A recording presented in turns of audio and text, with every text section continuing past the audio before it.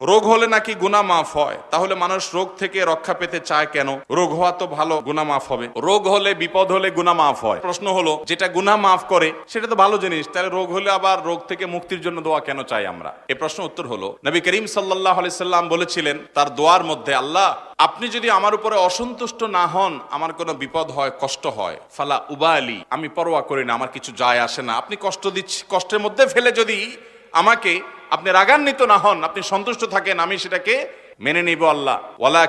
ওয়ালাকিন আফিয়াত, তবে আল্লাহ আপনি যদি আমাকে সুস্থতা দান করেন, সুখে রাখেন, স্বাচ্ছন্দ্য দেন, অসুস্থ না হয়ে যদি আমি সুস্থ থাকি, তাহলে আউসাউলি, তাহলে সেক্ষেত্রে সেটা আমার জন্য হবে অধিকতর সহজ, সহনীয়, আমার জন্য কল্যাণকর, আমি সেটা চাই। কিন্তু যদি অসুস্থ দেন, আমি সন্তুষ্ট। তাহলে বোঝা গেল যে অসুস্থ হলে, রোগ দিলে আল্লাহ রাব্বুল আলামিন আমরা সন্তুষ্ট হব, কারণ এর মাধ্যমে আল্লাহ গুনাহ মাফ করবেন। কিন্তু যদি আল্লাহ তাআলা সুস্থতা দান করেন, তাহলে আরো বহু গুনাহ মাফের উপায় আমি বের করতে পারবো।